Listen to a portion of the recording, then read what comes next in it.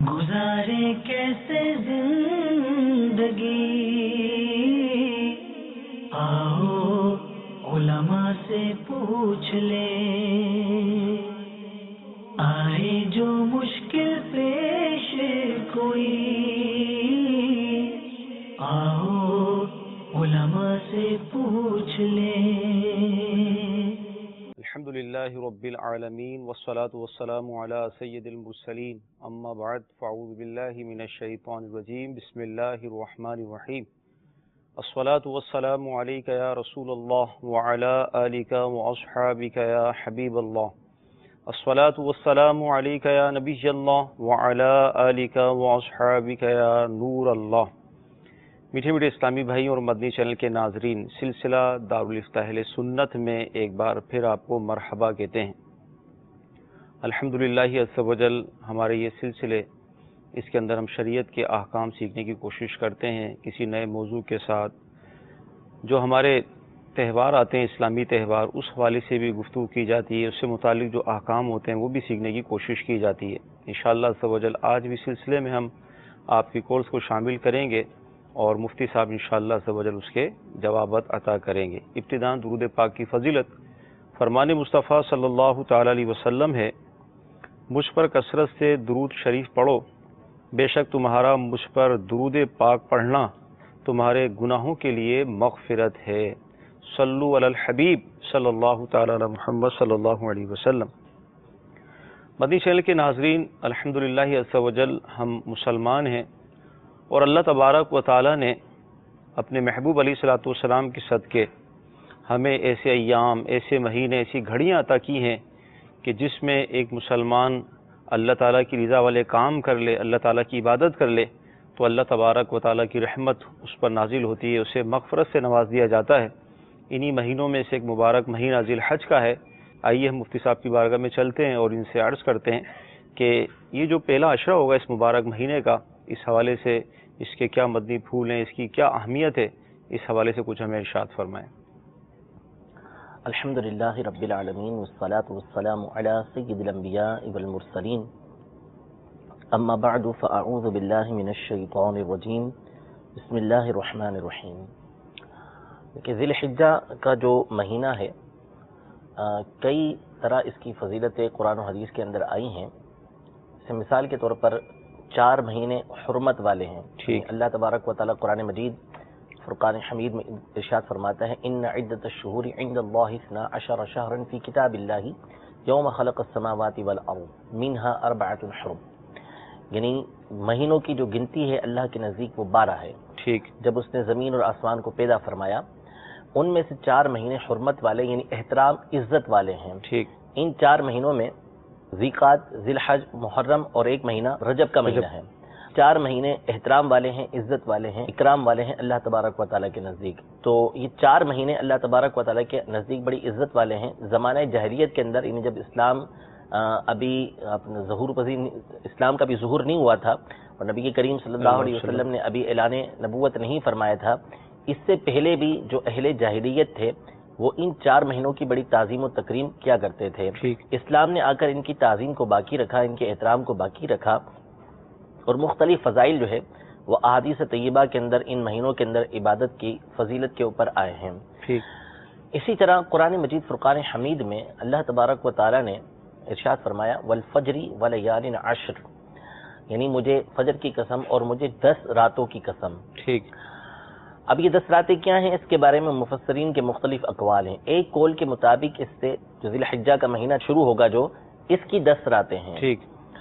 تو یہ یاد رکھیے کہ قرآن مجید فرقان حمید میں جہاں جہاں اللہ تبارک و تعالی نے جس چیز کی قسم یاد فرمائی ہے، وہاں اس کی ایک حکمت یہ ہے کہ اس چیز کی اہمیت جو ہے وہ لوگوں کے سامنے ظاہر فرمائے۔ یعنی قرآن مجید فرقان حمید میں اللہ تبارک و تعالی جس چیز کی قسم یاد فرماتا ہے تو گویا اس کی اہمیت جو ہے وہ لوگوں کے سامنے ظاہر فرماتا ہے کہ یہ چیز بڑی اہمیت والی ہے کہ جس کی قسم اللہ تبارک و تعالی یاد فرما رہا ہے۔ مثال کے طور پر کہ وہ گھوڑے، عام گھوڑے، یہ جب دوڑتے ہیں اور ان کے جو دھواں اٹھتا ہے، غبار اٹھتا ہے، تو اس کی کوئی خاص اہمیت نہیں ہوتی، لوگ اس سے بچتے ہیں، دور ہوتے ہیں۔ لیکن جہاد میں جو گھوڑے دوڑتے ہیں اور ان سے جو غبار اٹھتا ہے، اس کی اہمیت ایسی ہے کہ اس کی وجہ سے بندے کے اوپر جو ہے جہاں جہاں وہ لگے گا وہ حصہ جو ہے وہ جہنم سے پاک ہو جائے گا، جہنم میں نہیں داخل ہوگا۔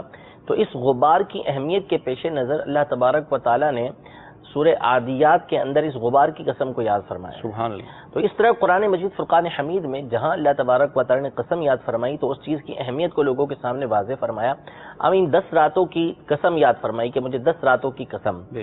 تو اب یہ 10 راتیں، اس کا مطلب یہ ہوا کہ اس کی اہمیت جو ہے وہ اللہ تبارک و تعالیٰ کی بارگاہ میں بہت بڑی ہے، جب اس کی قسم یاد فرمائی۔ کیسی بڑی ہے کہ حدیث پاک کے اندر ارشاد فرمایا کہ اس رات کے اندر قیام جو ہے وہ شب قدر کے قیام کی طرح ہے۔ مفہوم یہ ہے اس کا کہ جو اس رات کے اندر قیام کرتا ہے اللہ تبارک و تعالیٰ اس کو شب قدر کے قیام کی فضیلت عطا فرمائے۔ اتنی بڑی فضیلت ہے یہ۔ اسی طرح ان 10 دنوں کے اندر روزہ رکھنا، تو اس کے بارے میں فرمایا کہ ایک سال کے روزے کے برابر اس کا ایک روزہ ہے۔ تو اتنی اہمیت اللہ تبارک و تعالیٰ کی بارگاہ کے اندر ہے، جبھی اس کے روزوں کی، اس کے قیام کی اہمیت جو ہے وہ بیان کی گئی ہے۔ اسی طرح 10 ذی الحجہ جو ہوتی ہے اس کی اہمیت اللہ تبارک و تعالیٰ کی بارگاہ میں بہت بڑی ہے کہ اس دن خون بہانا یعنی جانور کو ذبح کرنا یہ اللہ تبارک و تعالیٰ کے نزدیک اس دن کا سب سے محبوب اور پیارا عمل ہے۔ سبحان اللہ۔ تو یوں اس مہینے کے خاص طور پر ان 10 جو دن ہیں ان کی اہمیت لوگوں کے سامنے بالکل واضح ہے۔ یہی 10 دن ہیں کہ جن کے اندر جو ہے وہ حج کے ارکان اعظم ادا کیے جاتے ہیں، یعنی انہی 10 دنوں کے اندر جو ہے وہ وقوف عرفہ بھی کیا جاتا ہے، وقوف مزدلفہ بھی کیا جاتا ہے، مینا کے اندر رات بھی گزاری جاتی ہے۔ تو اس طرح یہ جو ارکان ہیں حج کے اعظم ارکان وہ بھی انہی ایام کے اندر ادا ہوتے ہیں۔ تو اس سے جو ہے وہ ہمارے سامنے ذی الحجہ کی اہمیت جو ہے وہ ظاہر ہوتی ہے کہ اللہ تبارک و تعالیٰ نے اس قدر فضیلت اس مہینے کے اندر رکھی ہے۔ تو مسلمانوں کو جاگنا چاہیے اور اس مہینے کو غفلت کے اندر نہیں گزارنا چاہیے۔ ہمارے یہاں قربانی کی اہمیت تو ہے، لوگ قربانی کرتے ہیں، لیکن قربانی کرتے ہوئے بہت ساری باتیں ایسی ہیں کہ جن کی طرف توجہ نہیں ہوتی اور خرافات ہمارے درمیان بہت رائج ہو چکی ہیں۔ مثال کے طور پر اب منڈی لگ گئی، اب منڈی میں جو حال ہے وہ کسی پر مخفی نہیں ہوتا کہ اب وہاں پر ایک یوں کہہ لیں کہ بلکہ اب تو پتہ بھی چلا ہے کہ وہاں پہ پلے ہاؤس بنا دیے ساتھ میں کہ وہاں آئیں اور بچے کھیلیں بھی۔ اب ظاہر سی بات ہے بچے آئیں گے، عورتیں آ رہی ہیں ساتھ میں اور سیلفی کا دور ہے، اب وہی مذاق مسخریاں اور وہاں پر کھیل کود لگا پڑا ہے، حالانکہ وہ ہم ایک اپنی عبادت کی ادائیگی کے لیے جا رہے ہیں، لیکن اب یہ ہماری ایک تفریح ہو گئی کہ اب وہاں جائیں گے، منڈی میں جائیں گے، رات وہاں گزاریں گے اور وہ جو ہوتا ہے وہ سب کے سامنے ہے کہ وہاں کیا کریں گے۔ تو یہ مقصد نہیں ہے، یہ اللہ تبارک و تعالیٰ کی طرف سے یہ عبادت فرض کرنے کا، لازم کرنے کا کہ ہم اس طرح کی خرافات کے اندر جو ہے وہ پڑ جائیں، بلکہ جو عبادت ہمارے پر لازم کی گئی ہے اس کو بطور عبادت ہم یہ کام کریں۔ اب ابتدا ہی ہم غلط انداز میں کریں گے تو پھر آخری جو اس کا حصہ ہوگا وہ ہم کس طریقے سے گزاریں گے۔ پھر اس کے بعد جانور لیتے ہوئے جو ہے وہ طرح طرح کی نیتیں ہوتی ہیں۔ امیر اہل سنت نے نیتیں دی ہیں کہ کس طریقے سے نیتیں کرنی ہیں، لیکن ہمارے یہاں عمومی طور پر جو ہے وہ اب آپ دیکھ لیں کہ اب یہ مقابلہ چل رہا ہے کہ کون سا جانور جو ہے وہ منڈی کا سب سے بہترین جانور ہے، کس کی قیمت زیادہ ہے، کس کے جو ہے وہ عجیب و غریب انداز زیادہ ہیں، تو اس کی اہمیت زیادہ ہوگی، وہ جانور جو خریدے گا اس کی واہ واہ ہوگی۔ تو اب یہ تو مقصد نہیں ہے نا۔ اللہ تبارک و تعالیٰ قرآن مجید فرقان حمید میں ارشاد فرماتے ہیں کہ لن ینال اللہ لحومها ولا دماؤها، کہ ان جانوروں کا خون اور ان کا جو گوشت ہے وہ اللہ کی بارگاہ میں نہیں پہنچتا، ہرگز نہیں پہنچتا، ولکن ینالہ التقوی منکم، لیکن تمہارے دلوں کے اندر جو تقوی ہے، پرہیزگاری ہے کہ کس نیت کے ساتھ قربانی کر رہے ہو، وہ پرہیزگاری اللہ تبارک و تعالیٰ کی بارگاہ کے اندر پہنچتی ہے۔ تو ہمیں اصل میں قربانی جو کرنی ہے وہ اللہ تبارک و تعالیٰ کو راضی کرنے کے لیے کرنی ہے، لیکن ہم کسی اور خرافات کے اندر پڑ گئے۔ پھر جانور لے لیا، جانور لینے کے بعد پھر طرح طرح کی خرافات ہمارے یہاں ہوتی ہیں کہ بچے گھماتے ہیں، گھمانا چاہیے کوئی مسئلہ نہیں ہے، لیکن اب وہ کھیل بن گیا، بھگائیں گے جانوروں کو، رات بھر جو ہے وہ اس کے جانوروں کے ساتھ کھیل کود چلتا رہے گا سلسلہ، ایک دوسرے کے جانور کے اوپر فخر و تفاخر۔ تو قربانی کا مقصد یہ نہیں ہے، قربانی کا مقصد ہے کہ ہم خوش دلی کے ساتھ اچھے انداز میں جانور کو قربان کریں تاکہ پلے صراط پر یہ ہماری سواری بن سکیں۔ یہ مقصد نہیں ہے کہ ایک دوسرے کے اوپر ہم فخر و تفاخر یہ کر سکیں، ایک دوسرے کے اوپر تکبر کر سکیں۔ شریعت مطہرہ نے اس لیے قربانی ہمارے پر لازم نہیں کی تھی، لہذا ان چیزوں سے بچنا یہ ہم پر لازم ہے۔ تو ان 10 دنوں کی اہمیت کے پیش نظر اس میں خوب اللہ تبارک و تعالیٰ کی عبادت کرنی چاہیے، اور جو قربانی ہمارے پر لازم کی گئی ہے، جن پر لازم کی گئی ہے ان کو چاہیے کہ خوش دلی کے ساتھ اللہ تبارک و تعالیٰ کی رضا کے لیے وہ قربانی کریں، اللہ کو راضی کرنے کی کوشش کریں۔ مدنی چینل کے ناظرین، عشرہ ذی الحج کے حوالے سے اس کی اہمیت پر مفتی صاحب نے کلام فرمایا، آپ نے سماعت بھی کیا۔ تو اچھی اچھی نیتیں کر لیجئے کہ جیسے ہی چاند نظر آئے گا انشاءاللہ عز و جل اللہ تعالیٰ کی عبادت میں، ذکر و اذکار میں، درود پاک پڑھنے میں، قرآن کی تلاوت میں مشغول ہو جائیں گے، اور یوں اس عشرے کی قدر کریں گے، اس کا ادب کریں گے، اس کا احترام کریں گے، تو انشاءاللہ عز و جل ہمیں بے شمار برکتیں نصیب ہوں گی۔ آئیے آپ کی کالز کو ہم شامل سلسلہ کرتے ہیں۔ صلو علی الحبیب صلی اللہ تعالی علی محمد۔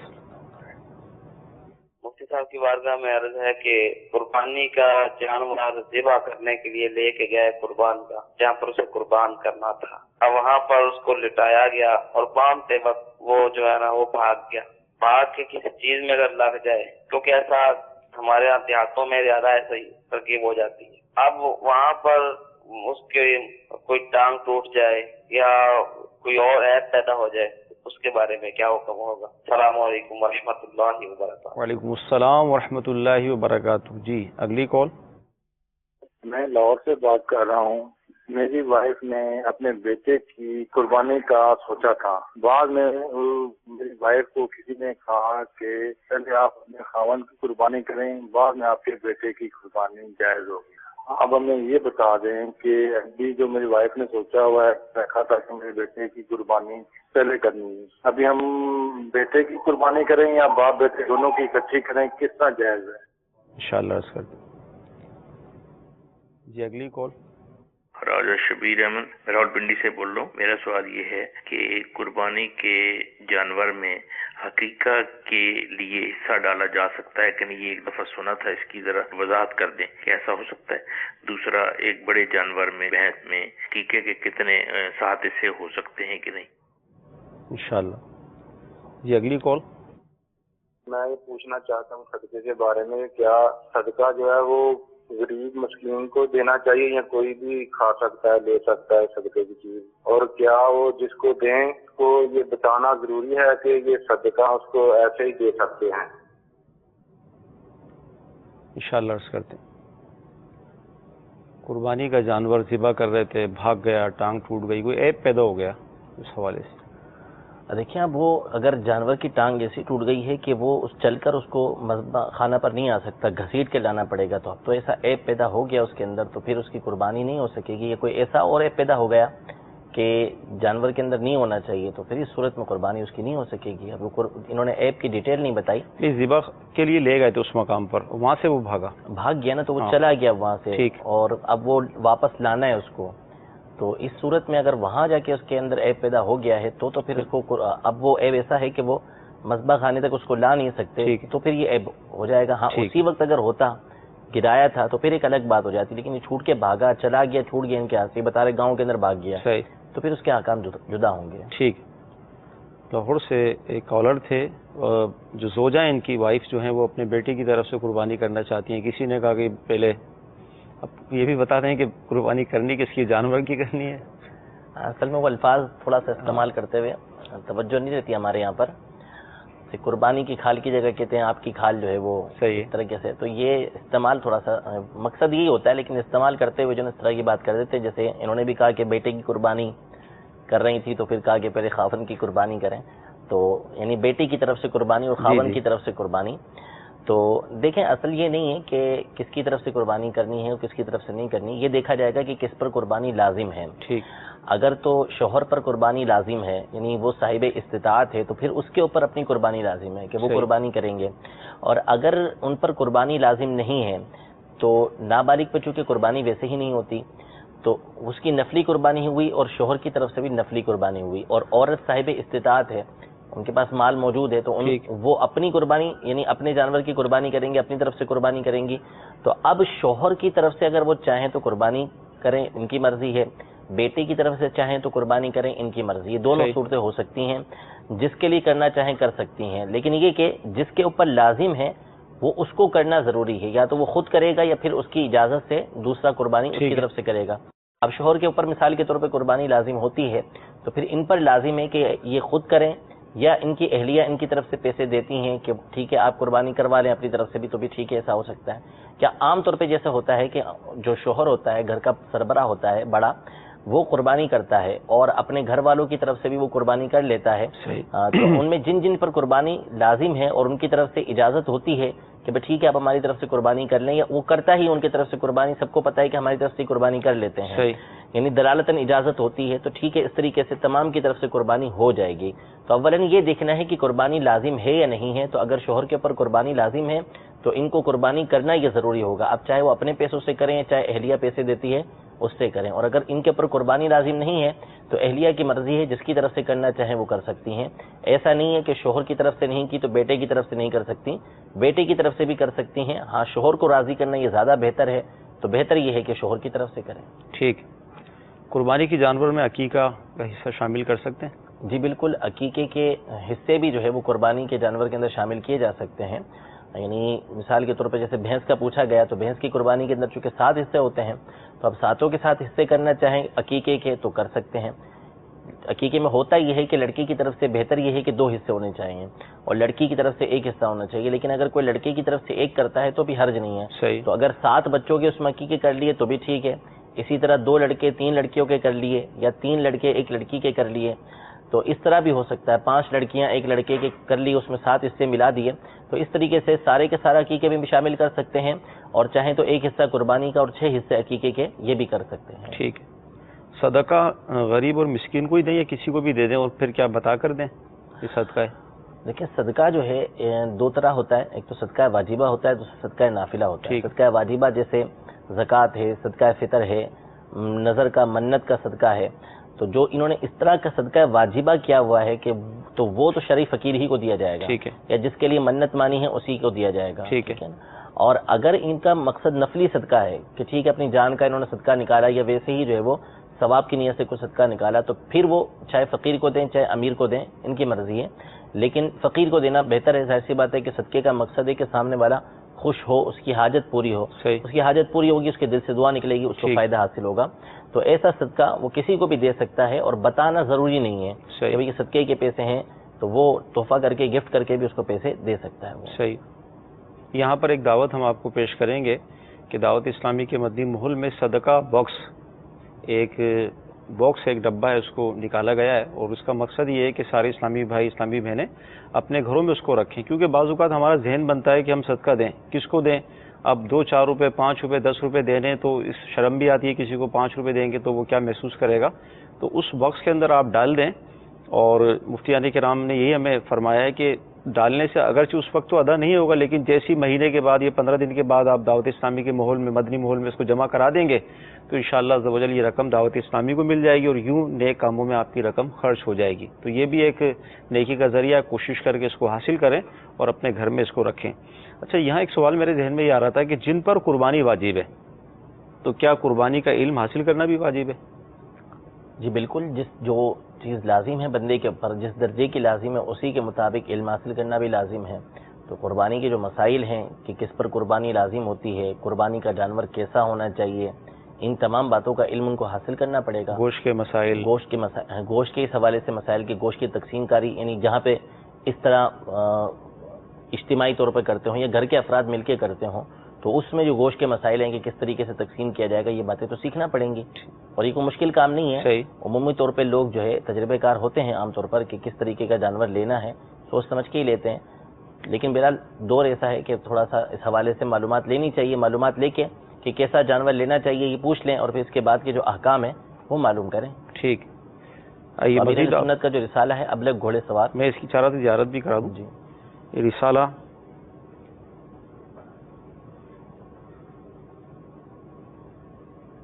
ابلغ گھوڑے سوار، اس کے اندر قربانی کے احکام، اس کے فضائل، بہت ساری مدنی پھول اس کے اندر موجود ہیں، تو مدنی چینل کے ناظرین دعوت اسلامی کا ادارہ مکتبۃ المدینہ سے اس کو حاصل کر لیں، یا دعوت اسلامی کی ویب سائٹ سے اس کو ڈاؤن لوڈ بھی آپ کر سکتے ہیں۔ مزید کالز کو ہم شامل سلسلہ کرتے ہیں۔ صلو علی الحبیب صلی اللہ تعالی علی محمد۔ کل کے پروگرام میں فرمایا گیا تھا کہ کھال جو ہے وہ بیچ کر مدرسے مسجد وغیرہ میں دی جا سکتی ہے، تو حضرت یہ جو پیسہ ہوگا اس کا ہلائے شرعی کرنا ہوگا استعمال سے پہلے؟ انشاءاللہ عرض کرتے ہیں۔ جی اگلی کال۔ اجاز احمد بات کر رہا ہوں. نکاح پہ نکاح جائز ہے؟ اگر ایک بندے نے عدالت میں نکاح کیا ہوا ہے گھر والوں سے چھپ کر کورٹ میرج، تو اس کے بعد گھر والوں کے اگر سامنے بندہ نکاح کرتا ہے تو کیا وہ جائز ہے؟ حضرت رحمائی کی انشاءاللہ عرض کرتے ہیں. جی اگلی کال. جی اگر چلتی ٹرین میں نماز پڑھی جائے تو کیا اس نماز کو گھر پہنچ کر دہرانا پڑے گا؟ انشاءاللہ. جی اگلی کال. ایم صاحب نے فرمایا تھا کہ ایم محمد کو ایم نہیں لکھنا چاہیے، تو موسٹلی یہ ہوتا ہے کہ جو لیٹر ہیڈ ہوتے ہیں اس پہ وہ پیروں میں بھی آ جاتے ہیں، اس لیے وہ احتیاطاً تاکہ بے ادبی نہ ہو محمد کے نام کی تو ایم لکھا جاتا ہے. ویسے دوسرے ڈاکومنٹس میں جو ہے وہ پورا نام لکھا جاتا ہے، محمد پورا لکھا جاتا ہے. اس کے متعلق ذرا ارشاد فرما دیں.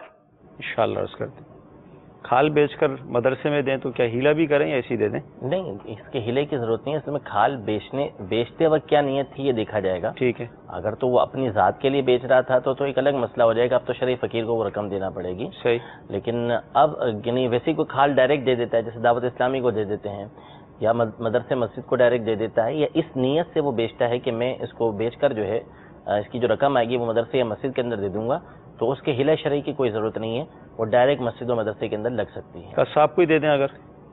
قصاب کو دیکھیں دو صورتیں بنیں گی. اگر تو قصاب سے طے یہ کیا ہے کہ ہم اجرت کے اندر تمہیں کھال دیں گے، صحیح، تو یہ ناجائز و حرام ہو جائے گا، اس کی اجازت نہیں ہوگی. ٹھیک ہے. اور اگر یہ ہوا کہ اس کی اجرت تو طے ہو گئی کہ پیسے اتنے دینے ہیں، پھر اس کے بعد چاہے کھال دیں چاہے کھال سے میں گوشت دیتے، مرضی آپ کی، جس کو چاہے دینا چاہیں تو اس کو دے سکتے ہیں.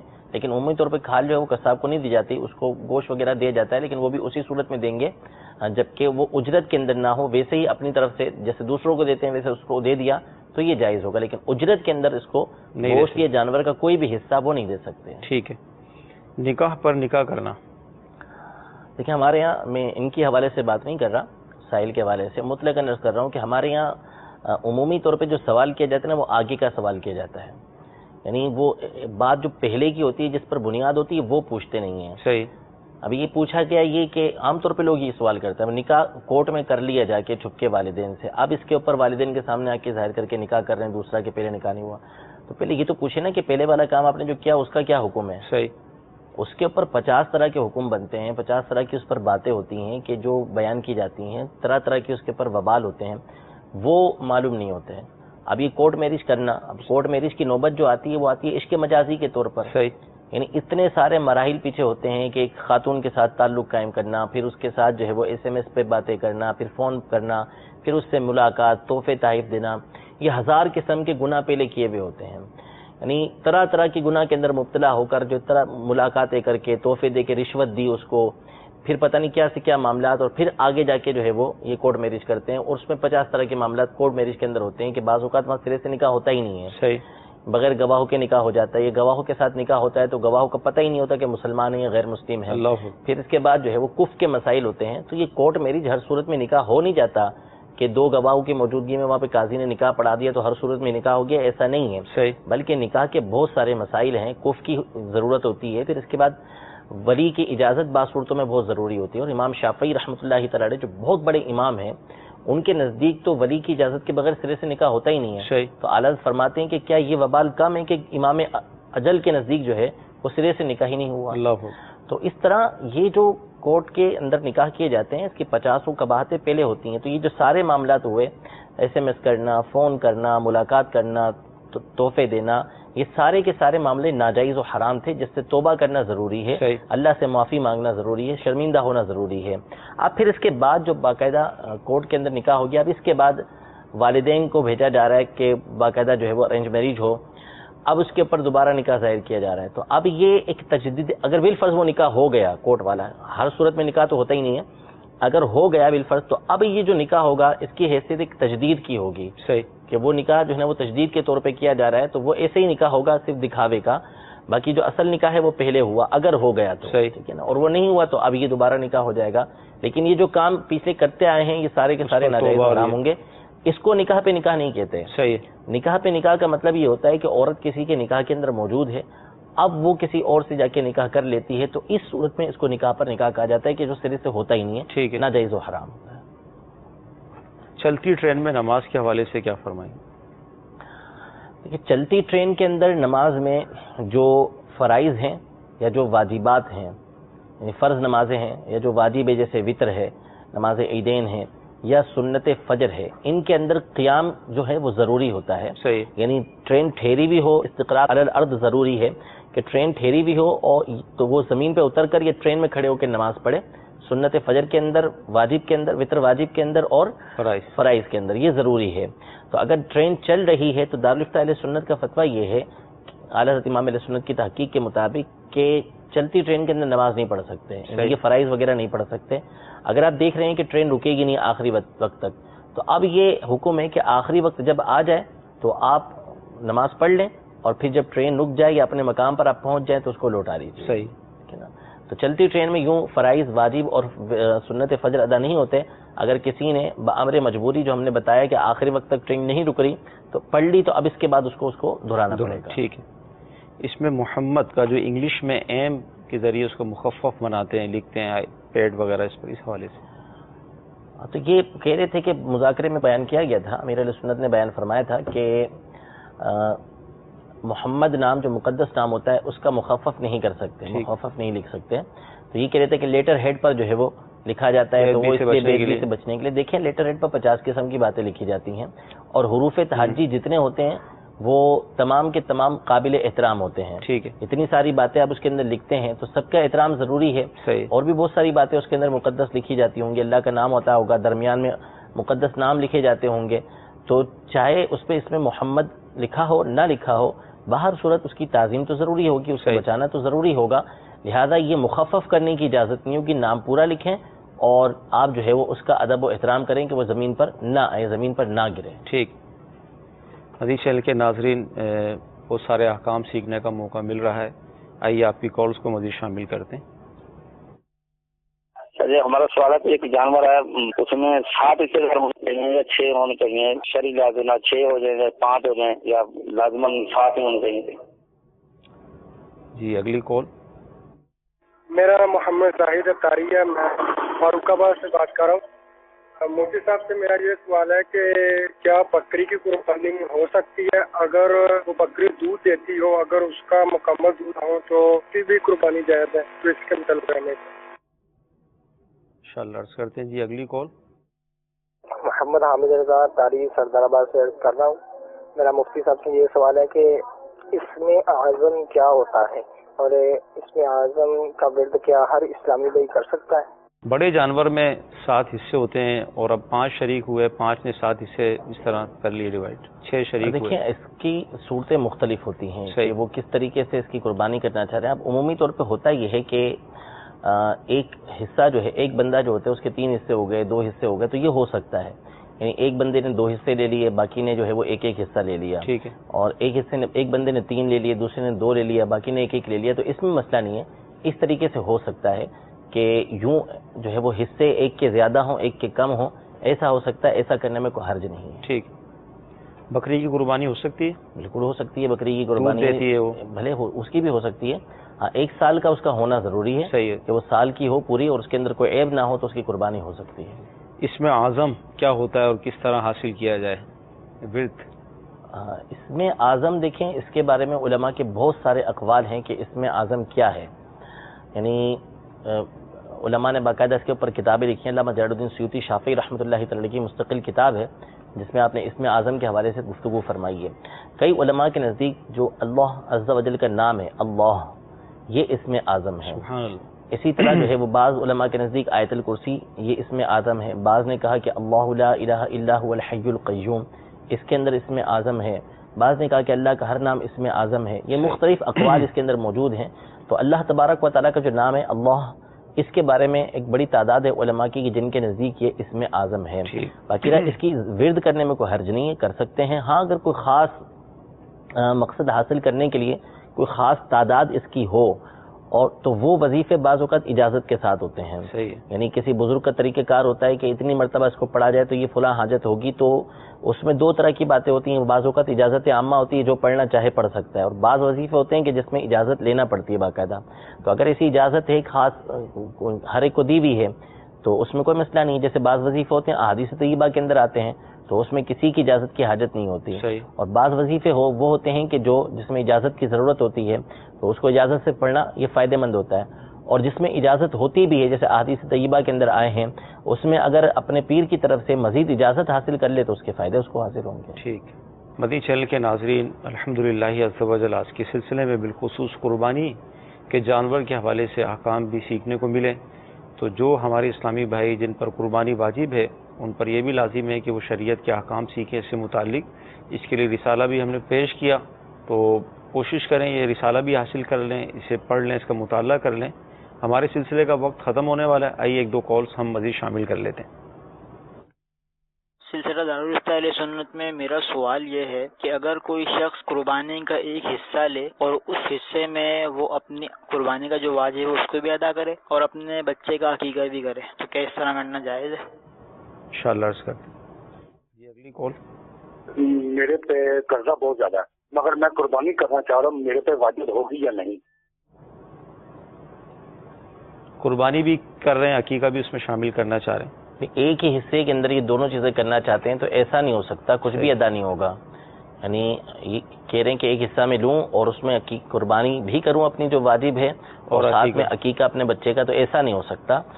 یا تو یہ کہ آپ دو حصے لیں، ایک عقیقے کا اور ایک قربانی کا، یوں کر کے کر سکتے ہیں، یا جانور آپ کا اپنا پورا ہو، بڑا جانور جس میں 7 حصے ہو سکتے ہیں، تو اس میں آپ ٹھیک ہے 6 حصے اپنی قربانی کے رکھیں، ایک حصہ آپ عقیقے کا رکھیں، تو ایسا ہو سکتا ہے۔ لیکن یہ نہیں ہو سکتا کہ مثال کے طور پر ایک بکرا لے لیا اور بکرے میں قربانی بھی کر رہے ہیں، عقیقہ بھی کر رہے ہیں، تو ایسا کچھ بھی ادا نہیں ہوگا۔ صحیح۔ تو ایک حصے کے اندر صرف ایک ہی چیز ہو سکتی ہے۔ یعنی شاید ان کے ذہن میں یہ بات ہوگا کہ ایک اعمال میں کئی نیتیں ہو سکتی ہیں۔ نہیں، ایسا نہیں ہو سکتا، یعنی وہ ایک الگ چیز ہے، ٹھیک ہے، لیکن یہاں ایسا نہیں ہو سکتا۔ قربانی ایک الگ چیز ہے، اب ایک ہی پورے گھر کی طرف سے ایک بکرا کرنے سے کسی کا بھی ادا نہیں ہوگا، صحیح، بلکہ ہر ایک کی طرف سے الگ الگ قربانی لازم ہوگی۔ تو بڑا جانور ہے تو اس میں 7 حصے ہوتے ہیں، تو اس میں ٹھیک ہے آپ عقیقے کی بھی نیت کر سکتے ہیں اور اس میں آپ قربانی کی بھی نیت کر سکتے ہیں، حصے مقرر کر کے۔ لیکن ایسا نہیں ہو سکتا کہ ایک ہی حصے کے اندر، ایک ہی جانور کے اندر، یعنی چھوٹے جانور کے اندر، بکرے کے اندر آپ اس کے اندر عقیقہ بھی کریں اور قربانی کریں، ایسا نہیں ہوگا۔ ٹھیک ہے۔ قرضہ ہے، قربانی بھی کرنا چاہتے ہیں، پیسے نہیں ہیں، کیا کریں؟ قرضہ دیکھا جائے گا کہ قرضہ ہے، لیکن اب قرضہ بعض اوقات ہوتا ہے اور ساتھ میں گھر میں سونا چاندی بہت سارا رکھا ہوا ہوتا ہے، تو اگر ایسا ہے کہ قرضہ مائنس کر کے بھی ان کے پاس 52.5 تولہ چاندی کی رقم کے برابر یہ بنتا ہے اماؤنٹ، تو پھر اس صورت میں تو ان پر قربانی لازم ہوگی، قربانی ان کو کرنا پڑے گی، ادھار لیں یا سونا بیچیں، چاندی بیچیں، اس کے ذریعے سے پھر قربانی کریں۔ اور اگر ان کے اوپر جو ہے وہ قرضہ اتنا ہے کہ اپنا سامان بھی بیچ دیں، سب کچھ بیچ دیں، تو بھی اس کے باوجود قرضہ رہتا ہے ان کے اوپر، تو اس صورت میں قربانی ان کے اوپر لازم نہیں ہے۔ ٹھیک ہے، کرنا چاہیں گے تو قربانی نفلی ہوگی ان کی طرف سے، لیکن اس کا نتیجہ یہ نکلے گا کہ جو قرض خواہ ہیں وہ ان کے اوپر جو ہے وہ تان کریں گے کہ تمہارے پر جو چیز لازم ہے وہ تم دے نہیں رہے ہو اور قربانی کر رہے ہو، تو اس لیے پہلے اپنا قرضہ ادا کریں، پھر اس کے بعد قربانی کریں۔ صلو علی الحبیب صلی اللہ تعالی علی محمد صلی اللہ علیہ وسلم۔ گزارے کیسے زندگی،